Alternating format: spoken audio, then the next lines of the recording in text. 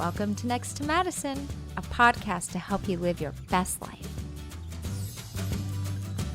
Hey, welcome back to another episode of Next to Madison. On today's episode, we are talking about time. Yep, the value of time and how you can actually learn to utilize your time more efficiently to create the life that you want to create, work more efficiently, live more efficiently, spend time with your family more efficiently. Time is the one thing that we all have the same amount of. What makes or breaks people is how they utilize their time. So with me today, or next to me today, I should say on the computer since we're in the pandemic, is an amazing, amazing entrepreneur who is the founder of Take Back Your Time. So with me today on Next to Madison is my guest, Whitney A. White. How are you? I am great, Madison. I am super, super happy to be here. I am super excited to talk about this topic. Obviously, it's one that's near and dear for me. But yeah, I'm super glad to be here. Thank you so much for having me. Yeah, you got it. So how did you start this? Like what happened to you that said there's a need for this and I'm creating it? Yeah, it's actually a pretty crazy story. I have run my own business, my innovation firm, since 2011. And I work with clients who are startups, big corporations, social enterprises, to help them launch and scale new products and services. So it was through that business, Afara Global, where I was working with a client who was a new CEO at an organization and had come in, had a really incredible vision for where he wanted to take that organization. The board obviously believed in that vision, and we were doing a strategy sprint together. A sprint to really flesh it out, put the meat on the bones, and then be able to go to that board, get buy-in on budgets and all of these things, right? So I was excited about this project, thought it was going to be super fun and interesting. I got into the work and I started feeling so stressed out. So stressed out. And I realized every time this client's number would come up on my phone where he was calling me, I would feel like these heart palpitations. Yeah. Like all of this stress. And I was like, why is that? Like, that's so crazy. What's happening? And what I realized was, it wasn't that I was stressed in my life. It was because he was so stressed. And every time I would even talk to him, I would just feel it. It would be overwhelming, his level of stress. And he had these big goals he was trying to accomplish, this incredibly brilliant and talented person. But day to day, he was pulled in all these different directions between leading his team, trying to be that visionary, being strategic, also having kids and a wife and doing all of those normal life things that people try to do, traveling for work, but also wanting to do things like eat and work out. Yeah. And so, yeah, like those things. And what I realized, I had this light bulb and I said, wait a minute, I have seen this over and over again over the years with my innovation clients through Afara Global. These people who have incredible potential, they are high achievers, they can do amazing things, but they end up getting so overwhelmed. They are pulled in so many different directions. They have a million things on their plate, a million ideas in their head, and they can't get clear and focused on those goals that are truly most important to them and do that in a balanced way. So that's what inspired me to say, okay, I'm going to create a program to help those people. I mean, that's amazing. So what are some of those steps? Yeah, I actually realized that the first step and the biggest step for folks is really getting that clarity around what they really want.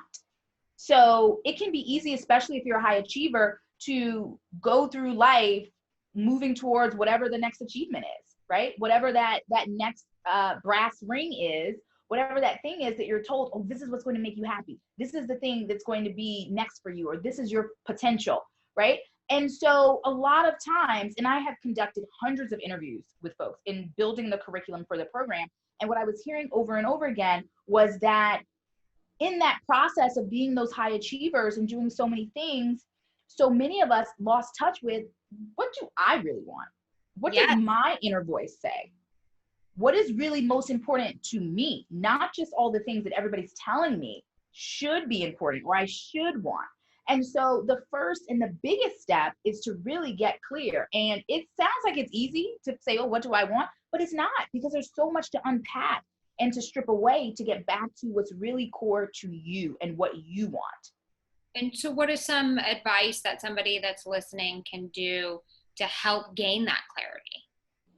I would say the simplest thing you can do, and this is going to sound crazy because it can just go, and it can, and that's the helpful part, is to question everything. Question the thoughts that run through your head. Question. So if you're saying, I'm going into the week and I have these big priorities, this is what I need to work on this week. Okay, why do you think that those are the biggest priorities? What makes those things most important? If there are certain things that are left off the list, what's missing here, right? Like what is missing? Why is that missing? If you say, wait a minute, but I didn't put my workouts in there. Why are your workouts missing when you're talking about the most important thing? Why is taking care of your physical health not on the list? Where does that idea come from that maybe that's not as important as the things you have to do for work? So it's a simple tool to be able to question and ask and go down the rabbit hole a little bit. Okay. But what it does is it helps us get to what are those misconceptions and those underlying beliefs that we have that frankly tell us that the things we want aren't as important as the things that other people are asking of us, or the things that other people are telling us we need to do or we need to prioritize. So how do you step away from, because I think if somebody was saying, okay, this is the most important thing that needs to be done, it would be all work related because it would be all financially based. And they thinking like, oh, my workout is also so important, but I'm afraid that that'll take time away from my work and then I won't be as successful in my job or my business. Mm-hmm. So how do they kind of help to gain that balance? Yeah, so two things there. One, look at the reality of what's already happening. And then secondly, test. Do a small scale test and see what the outcomes are. So when I say look at the reality of what's already happening, when we are stretched thin, stressed out, not sleeping enough, not eating the way we really want to, not taking care of ourselves, not investing in our important relationships, life can start to look really crazy. And that spills over into our work when we're trying to juggle everything and we think, oh, I'm on top of everything. I'm on top of it. No, you're not. You're forgetting things. Oh, you forgot to reply to that email. Oh, I didn't have time to prep for that meeting. Oh, I totally forgot this person asked me to do this thing. Oh, I'm on the spot in this meeting and I can't think of an idea because I have brain freeze because I skipped lunch today. Right? So it plays out in our lives. So the first thing is to get real about what's happening right now and really say, am I operating at peak level? If I'm operating at peak level right now and I feel like I am showing up in my best self in all the versions of my life, good. Keep doing what you're doing. Yeah. But if you look around and you're like, no, I'm stressed, I'm overwhelmed, I'm struggling, then what you're doing isn't working. And get real about that. That's the first step.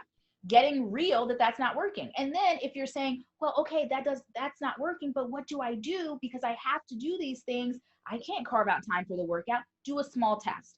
Not saying, say, okay, I'm going to work out 7 days a week. And during that meeting that I have at 2:00 every day, I'm going to skip that meeting and not go. Yeah. What I'm saying is carve out space for a test. It could be that you say, I'm going to start working out once a week and see how I feel. If you're starting from zero, it could be, I'm going to start working out, carving out that space for myself once a week, see how I feel, and see how that impacts how I show up. It could be that you say, I'm going to meditate for 5 minutes, just 5 minutes once a day and see, or 2 minutes and see how I feel if I start the day that way, right? It could be, and these are examples of things you're adding, but they're also things you take away. It could be, I'm going to tell one person at work no once a week when they ask me to do something and see what happens. Do I get fired for saying no once in the week? Probably not. Like 99.999% of the time for saying no once in the week, the whole world is not going to come crashing down. And so what happens, and I do this with my clients when there are things where they're nervous, they're like, okay, but I can't change that, or I feel like something bad is going to happen. Do a small test and see what happens. And it's amazing because the world doesn't come crashing down. it doesn't all come down and you realize, wait a minute, I can actually make some decisions, some empowered decisions in my life around my time, both personally and professionally. And it's not like everything is going to fall to pieces. No, it's perfectly said. Because the thing is, you look at life and it's a balance. You've got your work life, you've got your personal life, and so it's how you kind of utilize that time. Maybe it's getting up earlier to do that workout, but sleep is a very important thing too. How much sleep do you think people should be getting? I mean, they say 8 hours, so you've got to take that into account too, because that is crucial. I would totally say it's based on your body and what feels right for you. Personally, I like a lot of sleep. I'm a girl who likes to sleep, okay? I like a full night's sleep. I like 8 hours, sometimes 9. I mean, I am a girl who likes to sleep. But I know a lot of people, friends, clients, who just really feel like their body only needs 6. And they hop right up, and they're early morning people. I am not a morning person. Yeah. They are early morning people. They hop right up and they're like, I'm with it with my 6 hours. And so if your body truly feels like you are totally fine, you get through your day, no problem. You don't have to drink coffee for 8 hours throughout the day to keep going, or have the coffee IV, then it might be working for you, right? And you might be totally fine. But the sleep is so important, because what I've seen for folks who actually do need more sleep and they're not getting it, or maybe they only need 6, but they're getting 4 hours, right? Whatever it is, your brain just, and there's all the data and the studies about being sleep deprived and how it impacts you. But you can also see it play out in your day to day when you're in those meetings and you have to think on the spot, or when you're sitting at your computer and you're like, okay, I need to write this thing, or I need to figure out how to say this. And you just feel stuck.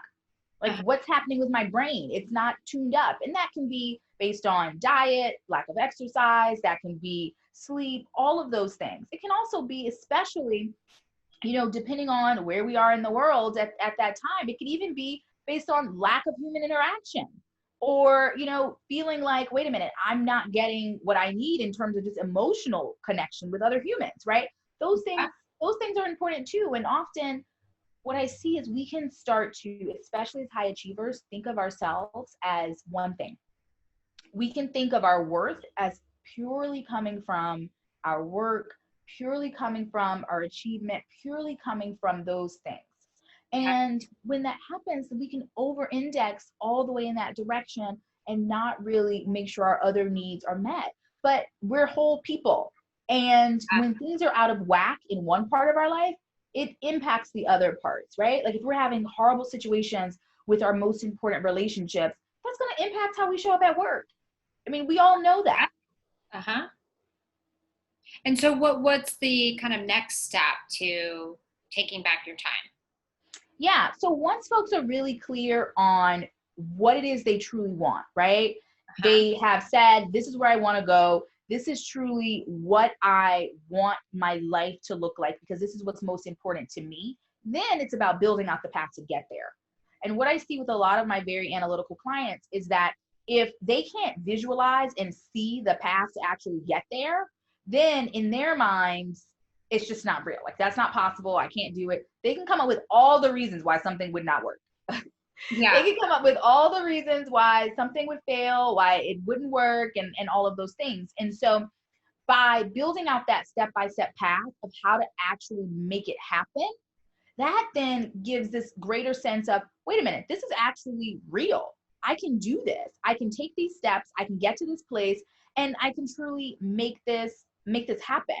And then once you have that path, that third piece that's so important is the support and accountability to stay on track, right? Honestly, that is a huge part of what I do in my work, but even for folks who don't work with me, right? For whether it's someone who in their own life is thinking about what form of support could I get for myself to make sure I can stay on track. It's why people have trainers, right?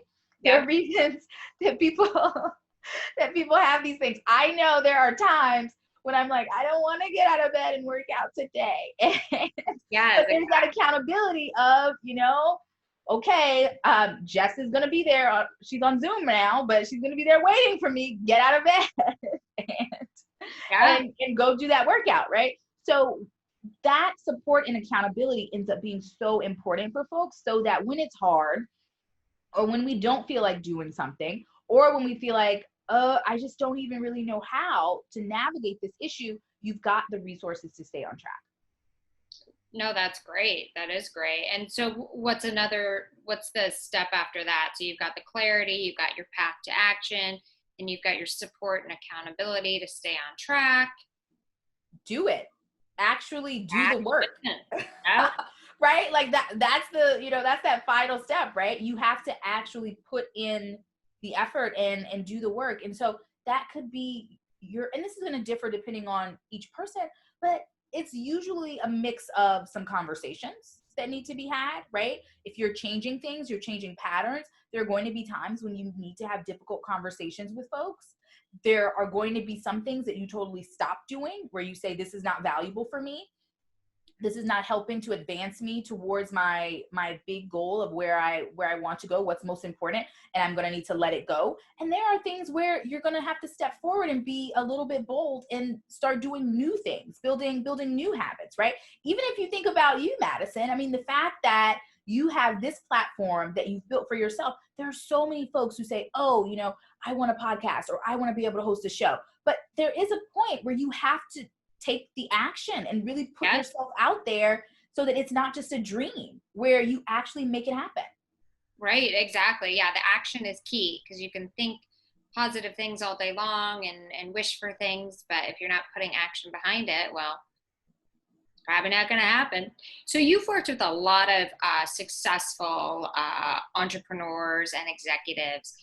What does their typical day look like? Ooh. Yeah, honestly, it's often, and it differs obviously, from person to person, but folks who most need my help, they are often starting the day fairly early in the morning, sometimes earlier than they want to, but it's because they have something that's due, something that they have to get done that they didn't finish. Even though they were up late the night before, they still have so much to do that they have to start the day early in the morning. And it's almost from just the very start of the day that they are jumping into work right away, just starting with the overwhelm. And then if they have families, it's somehow trying to juggle getting the kids ready, getting themselves ready, getting folks dressed and fed, and also thinking about work, what needs to be done with work. And, if kids are going off to school or daycare or those things, it's dropping them off, or it's, hey, I have to go to the part of the house where I can be, in quiet while the kids are in that place where it's like a zoo or whatever the case. And then it is back to back to back scheduled. I mean, and that's why they even have to start the day being able to do some work, because once they get into their actual work hours, right, it's meeting after meeting after meeting after meeting. And then after the work day is over, then that's when they're having to do their own actual work on things that are important to push forward certain strategic priorities, and mix in, hopefully, getting to do some dinner with family or loved ones, or solo dinner on their own. Maybe sometimes in the week they're getting in a workout, but honestly, it ends up being this overwhelmed kind of state where they are working into the evening, later into the night, and they've been go all day, that they actually, even though they're exhausted, they will end up spending a couple hours, whether it's like, okay, I'm going to maybe watch a show, or I'm going to be on social media, or I'm, reading the news or something like that. That's a little bit of a time to check out, right? At the end of that super, super busy long day. But that's also delaying their ability to actually get to sleep and start to get those hours, because then the next day it all starts back over again. And in addition to just that flow of the day, there are all those moments when they aren't able to do the things that they really want to do.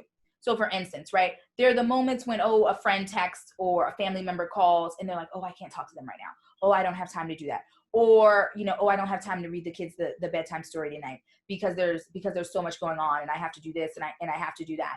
Or I want to push forward on this business idea that I have, but I don't have time to do that. So this idea just stays in my head and I'm never able to really bring it to life because I'm just trying to keep my head above water.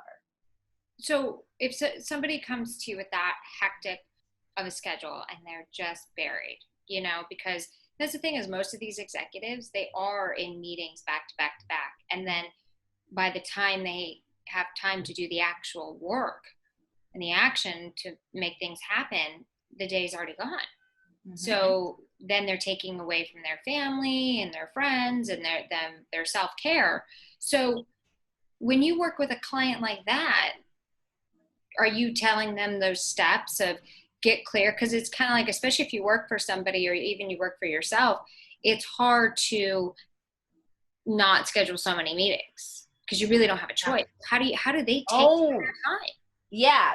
And I love that you just said that because you don't really have a choice, right? That is the feeling. That's the feeling that folks have.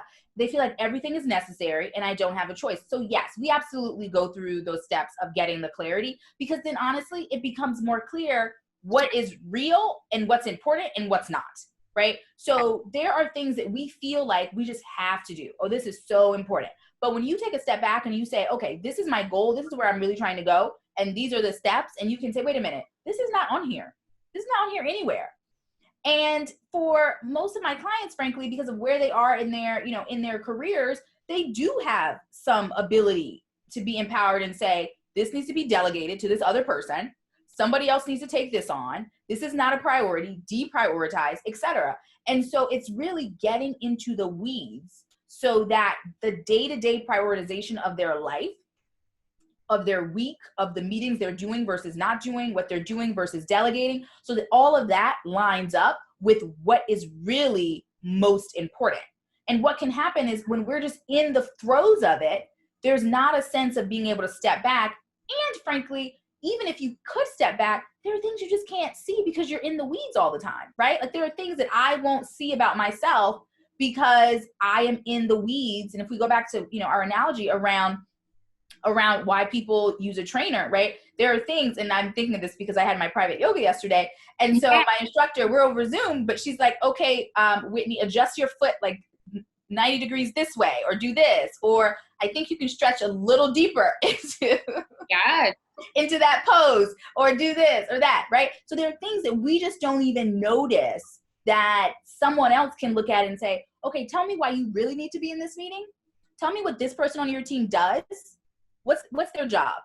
Okay, why can't they do this? Oh, there are those types of questions and thoughts that honestly don't come to us when we are just used to doing all the things, right? And what's so powerful about that is when we get those things, those lower value tasks that are not super important for that individual to do, they can then focus where they add value at a really, really unique level. So for instance, if you know that you are really, really good at a certain thing, but you spend all your time doing other things, how are you going to fully shine at work? How are you going to shine in the way that you want to get to that next level if you're getting bogged down in things that, yes, they are important to get done, but you don't necessarily shine there and you're not necessarily the best person to do them. Or even if you could do a kick-ass job, somebody else on your team could also do really well. And then you can focus on the thing where only you can add that value. I mean, that's perfectly said. So what about like entrepreneurs? A lot of people, and I've talked about this on past podcasts, have that great idea, but they use the excuses, I'm going to call them, because it's our thoughts in our head, the pessimist, the anxiety that comes in of I'm too old, I don't have the energy, I've got kids and a spouse. How can they find that time to create that without pulling away from their personal life, which is just as important? Yeah, and I actually will use a client example to illustrate. So I had a client who is a product manager with a big company, and she had 2 kids in elementary school. She has a husband who also has a busy job. She volunteers in her community, volunteers at her church. I mean, just a whole bunch of things, right? Yeah, I know, right? And she wanted to find time to be able to paint. So when she was in her 20s, she had a studio. She painted, she sold her artwork, she was in shows. I mean, this was something that was really important to her. And over the years, she just didn't have the time anymore. And she kind of was telling herself, well, you know what, when I retire, when the kids go off to college, when I semi-retire and, you know, all of that, then I'll do this more. But then she realized, I won't even have the skills. My skills will be so far away from where they need to be that I won't even be able to be at that level to show my artwork, to sell. And so what we did in the program and working together with Take Back Your Time was really dig into her life and find the places where she could find the time. And I'll tell you, she was at one point thinking, well, there's no way I can do this unless I like stop working out or stop meditating, because that's the only time I have for myself, because there's so much that I do. But there were all of these areas using some of the tools and frameworks from my program where we saw things like, okay, you're cooking this number of nights a week. And that's important that you feel like your family has, you know, healthy food and all of these things. But where could your husband maybe help out? Well, her husband likes to grill. So you know what they did? They added a grill night. That's what we figured out. We'll add a grill night every week where the husband can grill once a week, and they live in the South, so it's warm, you know, most of the year. Where the husband can grill once a week, and that took that off of her plate. And then the other thing we added was a pizza night. And when I tell you, the kids and the husband were very excited. One night a week, do a pizza night. Mom doesn't have to worry about cooking, and she's got some additional time. There are other things we did in terms of giving the kids chores. Okay, this can be a game changer. I've got a kid in elementary school. They can actually help with more than you think. And it's funny because she was like, wow, like this is amazing, giving the kids some chores. And it's funny, they actually said to her, one of her kids, her son said, why are we doing the things that you used to do? Yeah. He's like, wait a minute, you used to do these things. Yes, she did do those things previously, but now she's not. And so there were different areas, even in her personal life, where we could shift things around and find space. And one of the things that I always am really thoughtful about with clients is it needs to work for both partners. If you've got a family, you've got a spouse, a partner, it needs to work for both people. And so it's not about, let's just try to push everything onto that other person. Let's figure out what can work for both partners. So with her husband, he enjoys woodworking as a hobby. Okay. And so there were times, and this happens a lot with parents, where everybody's with the kids. Well, you don't both need to be with the kids all the time if you're all just, you know, hanging out, right? One parent can slip away and have some time on their own. And so what they worked out was she would have time to slip away, and we worked out a specific schedule. We adjusted some of their pickup and drop off schedule to work for both of them. So she had time at home before the kids would come home because he was picking them up and all of that.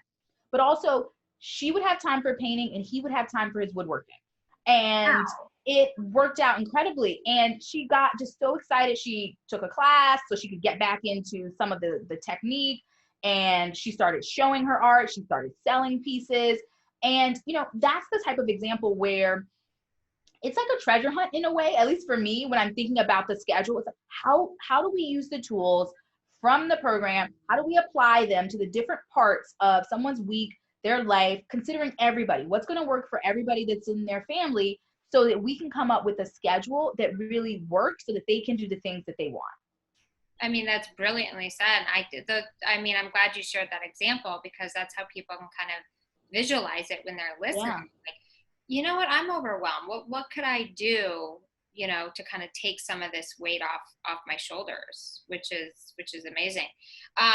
But you talked about, you have some programs and YouTube videos and things like that, and the link will be on the website, you guys at Next to Madison, so you can go and check those out. But one of the steps you talked about was how to move past people's opinions of success to create your own. And I think that is what overwhelms people, and also creates them doing what they don't want to do, because we have such a narrow mind of what success is. It's the big house, the fast car, the perfect family, the dog, whatever it is to you. Yeah. That we forget that success is being fulfilled in your own life. So how do you kind of work to adjust that so it can be, what does success mean to you, not to Sally down the street? Yeah, we call it out. I dig in and really call out those myths those misconceptions, those things that have us thinking in a certain kind of way, and have really robust discussions around it. And honestly, one of the aspects of the work and the experience that I have found so powerful for clients is being able to do that within a group experience. So my clients have cohorts where they are in small groups with other folks, other high achievers who have similar challenges. And so sometimes we can hear something differently when it's coming out of someone else's mouth, right? Yes. You can hear someone else say that and you're like, but they don't want to do that. Why are they doing that thing they don't want to do? But you're doing that thing you don't want to do, right? So when you hear someone else say something, you realize, wait a minute, I've thought that way, or that's happened to me. And so that is super helpful, being able to be in that space with other people with similar challenges, similar goals, and then having that support. Because here's the thing, when we go after the big house, the fancy car, whatever society in our commercials, I mean, the commercials are telling you what success looks like. They make it very clear, right? That is success. So when we listen to those things, what we get day to day is positive reinforcement. We get positive reinforcement. People say, oh, look at your house. That's so amazing. That's so great. People say, oh, you got that promotion. That's so great. They don't care that you hate that job. They don't know that house is too much space and now you have to clean all of that, or you have to manage folks that clean it, or like whatever the case is, or you can't find your kids in the house. They don't know any of that stuff, right? That's a problem to have. Can't find your kids in your house. Like, where are the kids? Yeah. They can't find you because you're working so much to be able to pay for that big house, right? Yeah. And so people who are giving you that positive reinforcement, they don't see the other side of it necessarily. So to have positive reinforcement when you choose what's important to you is so, so critical. So I'll tell you what that looks like. What that looks like is someone coming into one of our group sessions and saying, you know what, this week, my manager asked me to do X, Y, and Z thing. They'd already given me all these other priorities. My plate was full and I spoke up and I said, hey, I've got these 5 priorities that you gave me last week. Now we have this additional one. My plate is full. Which of the other priorities would you like for me to move the deadline on? And I had that honest conversation. I was able to articulate the trade-offs and the prioritization, and I felt really good about it. And my manager said, wow, okay, yeah, that's a really good point. I even forgot this happens. I've been a manager. I've led teams. Sometimes you're like, oh yeah, that other thing's not that important. Sure, you can move that. But if you didn't even bring it up or you didn't even ask, that wouldn't have happened. And so what it looks like to have that positive reinforcement is for someone to share that story and the team to say, wow, like within that community, everybody's saying, wow, what a great job. That's awesome. And it's not just me saying it, it's their peers saying it. It's everybody saying, oh, that's so great. And thinking, how can I do that next week for myself? How can I do that the next time that happens for my manager? And so because we live in a society, we live in a greater culture. It's not just us in a bubble, right? So we're going to be getting those messages. What's so important is to also be getting the messages that align with where we want to go, with that shifting mindset. And that's why that community piece and what I do with the cohorts is super critical for my clients. Right. Just to kind of have other people's stories that you can learn from and the perspective. But yeah, I think it's just, success really kind of boils down to, are you happy and fulfilled in your life? You just want a small house and more money in the bank, or you just want to do a job that you love. Maybe it doesn't pay that well, but you can still be successful. One of the things that I've seen, and I love these moments, is when a client is in a group setting and they are sharing pure joy that they have in doing something that makes them happy. And if someone else is still stuck in the shoulds and that pressure and what will people think, they see that and they think, wow, so I could have that if I let go of all of this pressure of what other people are going to think of me, how other people are going to receive what I'm doing, what other people might say I'm doing wrong. Wow, I could have that. And it gives people something to work towards, honestly. And it's something where, I really in my own life, I use my program. I tested everything on myself. I use it regularly in terms of all the tools and everything. And I'm very open with my clients about my own life. And the place that I got to that started me on the path of saying, what is it that I truly want? Because I had that perfect life. I went to grade school out of undergrad. I started my career at a big, impressive management consulting firm, got into tech, like had this just really awesome career, had the perfect husband, the perfect kid, and, you know, just like this perfect, you know, kind of life. Yeah. And honestly, it all fell apart. It all totally went to pieces. I moved to a new city, Okay. decided that with my family, and decided I was going to focus on my business full time. So I'd been working on Afara Global on the side since 2011. And then in 2013, I made that leap to say, okay, I'm going to fully work for myself for my own business, moved to DC. And within 6 months of being here, I was in this new city with an infant. My daughter was super little and didn't have immediate family nearby. My folks were down south, didn't have many friends or folks that, you know, close friends in the area. And I, within 6 months, was separated, didn't have any money coming in from this business, like totally frazzled, like emotionally, just like at my wit's end, and trying to figure out, how am I going to support myself? How am I going to like figure out where I'm even going to live and like make a life in this like new place, this new city? And I've got this little baby that I need to take care of when all I want to do is lay in bed and cry. So literally, I went from this place of, oh, I just built this perfect life and I did all the things in the perfect way, and it all fell to pieces. And honestly, Madison, I will tell you, I had this moment where I was just like laying in bed, crying and crying, and I felt like it was this choice that I had to make of whether I was just going to lay there and just die, is how it felt at the time, literally, or if I was going to pick myself up and rebuild my life. But it was really clear and distinct in my mind that if I was going to rebuild it, I was going to do it the way that I wanted to, because I am a rule follower. I had been that person. I had done like all the things, and I had been so achievement oriented, and I was like, I did everything the way I was supposed to, and it still all went to hell. And so I said, if I'm going to do this again, I'm going to do it my way. And so that started me on this path. Thank you. I mean, it's honestly, it was just the horrible, darkest time ever. But it started me on this path of building the life that I have now, where I run my own business, where I get to be this super involved mom to my daughter. Like, I get to be able to travel and take vacations and do the things that I enjoy. But I had to get out of the mindset of, oh, you know, I have to do it the way other people tell me, or what will people think?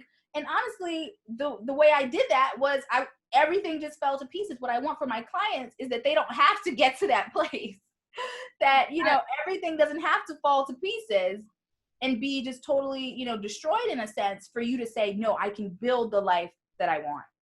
And that's exactly right. And sometimes too, when things fall apart and you feel that you hit rock bottom, I think it's important that people know, like, life isn't over. Sometimes life is just beginning. And that's the shift or the experience you needed to be able to create that change that's going to propel you to where you need to go. Because, you know, You're so right.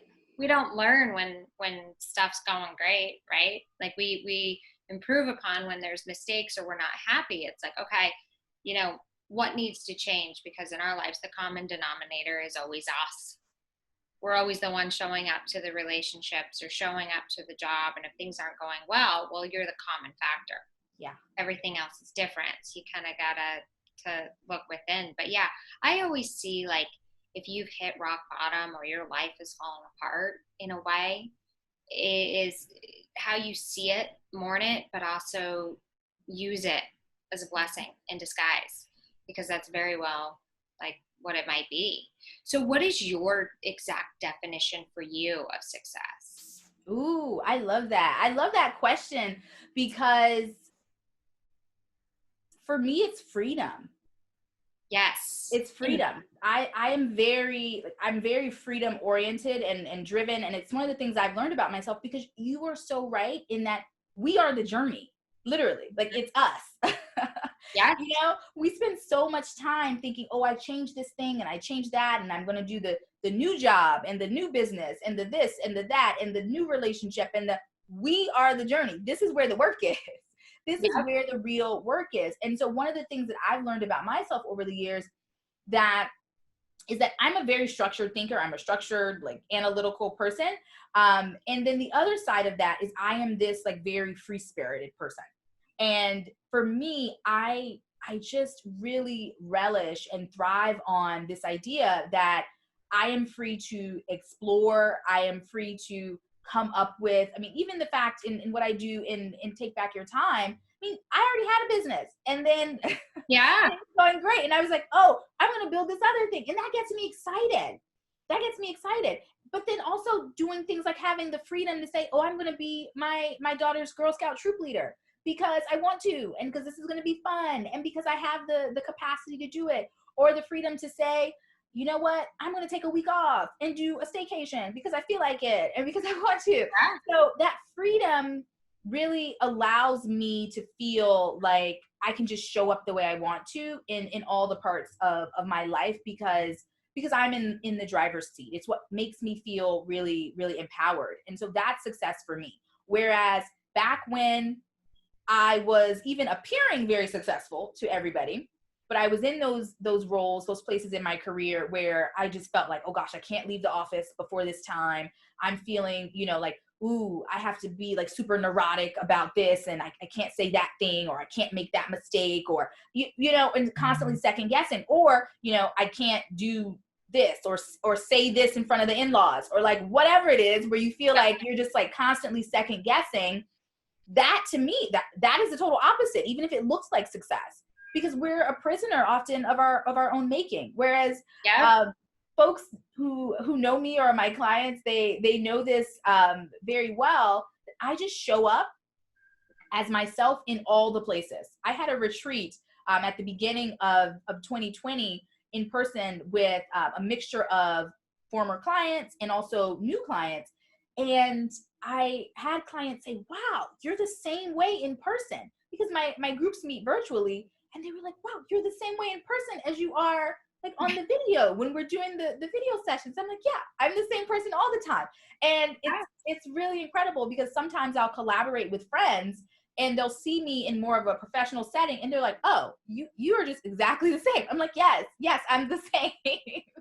So I love that. That's a freedom that just makes me feel such joy and empowerment, honestly, that I can be my full authentic self and make decisions that I want in all the parts of my life. Which is so key. I mean, authenticity is everything. It's just really, and you're right, it does hit on that freedom part, because you don't have to pretend to be somebody else. Like, you own it, you know it. So you talked about like not leaving the office at a certain time, and that happens to our younger generation. They start to get burnt out because it's the whole FaceTime, got to put in the FaceTime, even though maybe the work's not there. But there's this whole new thing kind of where it's work smarter, not harder. So how do you feel that's going to change with the whole FaceTime? I mean, people are remote now, but like, how do people prevent that burnout? Mm-hmm. You know, I would actually say communication is super, super important in that, because working smarter is really about prioritization. That's really what it's about. yes, Recognizing what's really important versus not. And I have been guilty of this. Like, I've seen this from a team member side, and I've also seen it because I've managed teams, right? And I still manage teams. So I've in my own business, and also in corporate and in the public sector, in government. Like, I've done this in all these spaces. And when leaders are assigning tasks to their team or projects or responsibilities, they don't always tell you what's number one priority, right? And so the communication of proactively asking, hey, what's the priority order for these things? What are the deadlines? That saves people from spending tons and tons of time on things that really aren't even those most important tasks, right? Aren't those most important priorities. And it also saves you from thinking you know the prioritization and then getting surprised when something that you put at number 3 is actually number 1 and it's due right now. Yeah. Right. So that communication is super, super important. And then also being able to say, like, I actually had this with my copywriter yesterday evening. So I told you guys, I'm not a morning person. So I tend to shift more towards like working early evening, as opposed to, I don't want to do an 8:30 call. I don't even want to do a 9 o'clock call. Like I have my calendar blocked. So you cannot do a 9 o'clock call, that kind of thing. So I rather start later. So I had something that we were working on together, and she said, okay, I can take another look at this. I'm about to go to a workout. Do you want me to look at this like later tonight, or is first thing in the morning okay? And when she said that, I was like, that sounds horrible. Why would I ask her to look at it like, like late at night after her workout? Well, like that's also just how I am culturally, right? In terms of the work I do. And I said, oh, first thing in the morning is absolutely fine. But she could have not asked that question and then just thought, oh, I have to do it. Like, when I come back from my workout tonight, I have to do this. And she could have, put in that extra face time when it wasn't necessary. So that's one thing. The communication, I would say, is super, super important. That will help avoid some of this unnecessary stress, some of this unnecessary overwork. And then if you find that your manager, your boss, whoever it is always asking you to do things really, really late, and there's just no sense of any respect for your personal life and your time, then the question becomes, do I want to be on this team? Do I want to be in this organization? Because then that could be a broader issue that's beyond the communication. Right. No, that makes complete sense. So let's talk about mentorship. Like, how important do you think it is to have a mentor, and how do you find them? Yeah, I definitely see tons of value in mentorship. I had mentors when I was in really even since elementary school. I think of teachers who also were like mentors and principals. And then when I went off to college, there were business people who were mentors of mine and starting my career. Mentorship is awesome. And I feel like the mentors are really all around. So if you are someone who's looking for a mentor, it's really a matter of looking at who's in my life right now. Who is in my life right now who maybe I heard them speak at an event and I want to send them a follow-up note and say, hey, I heard you speak at X, Y, and Z. I got so much value out of it. Here are the things. If you have availability, I would love to chat for, 30 minutes. You might do a virtual coffee chat, for 30 minutes and be able to ask you some questions about your career or whatever, right? Not every single person is going to say yes, but some people will. And you don't need everyone to say yes. You just need a few people who could say yes and be mentors. And so really it just starts with the ask. So identifying those folks who are in your network, who maybe you see at an event or you follow some of their work. Maybe you follow them on social media, on Twitter or something, and you engage with them and you agree with their perspective or you disagree. That could also be a good starting point for a conversation. But yeah, definitely the biggest piece in terms of mentorship is asking. Yes, you got to ask for what you want, right? And before Yes. we kind of wrap up, I just want to ask you, like, what do you think the ideal work-life balance looks like?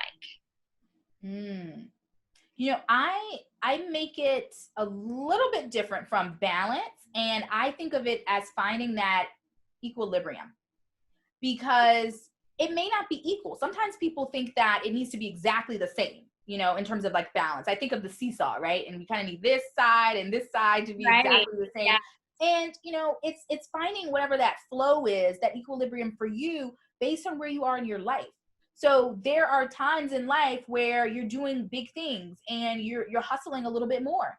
But then does that next season, right, become a season where you're a lot calmer and you're just doing a lot more of the quality of life things, the relaxing things in your personal life.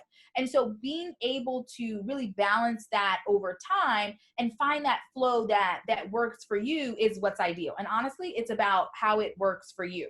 For me personally, I do like to focus on projects, and I enjoy being able to really dig in with my whole brain and like really focus on whatever that next thing is that I'm excited about. But I might do that for a couple months, and then I'm like, okay, that project is launched, that thing is done. So now I'm going to chill out a little bit more and just have some extra downtime. So that's a flow that I enjoy. Some people might just always want it to be a little bit more equal. But for me, that kind of cycle is something that works. Yep. So it is. It's key finding what works best for you. So where can people find you to learn more about Take Back Your Time and how they can, either get in contact with you or find things online that can kind of help them create this balance and success in their own life. Yeah, absolutely. First of all, you have had awesome questions, Madison. So I know folks are going to be able to take some of these questions because it's probably what your viewers were thinking, right? So I think they're going to be able to take those questions and apply what we discussed. If someone feels like, oh, I have another question, or I want to be able to chat and kind of dig in on my personal situation, they can schedule a complimentary breakthrough session with me at whitneyawhite.com/time. So that is not the link that they will find on my website. That is a special link. So whitneyawhite.com/time. /time. Perfect. Yeah. So that /time is going to bring up a calendar for a complimentary session where we'll talk through their goals, their challenges, map out what's going to make the biggest difference in terms of them getting where they want to go. So I'm super excited to give that gift to your viewers. And in general, you are welcome. In general, in terms of learning more about the work I do and also really hearing some of the stories, I would say go to that just whitneyawhite.com URL to hear stories from clients, from success stories of folks who've had these experiences. And it really brings home, I think, the level at which you can achieve this in your own life, right? And so going there, being able to see their stories, and then also joining my newsletter where you can get tips, monthly tips on very specific, actionable ways to take back your time. So if you want to talk and dig into your personal situation, whitneyawhite.com/time. That's a special link, or check out more on my website, whitneyawhite.com. Well, I love it. This is amazing because it's the one thing we all have in common, which is time. And it's so important to learn how to use it and when to say yes and when to say no, because you got to do what's best for you. And just remember, find out what success really means to you and go after that. Don't go after what somebody else wants. Go after what you want. With that being said, Whitney, thank you so much. And you guys at home or in the car or wherever you are listening, I thank you again for listening to another episode of Next to Madison. And we'll see you guys next time to find out who's next. Hey, your host here, Madison Malloy. Please make sure to subscribe to the show on all podcast platforms, and please rate and review us on iTunes and Spotify. Also, if you have any questions or comments, you can email us at contact@nexttomadison.com. I thank you again for listening. Bye.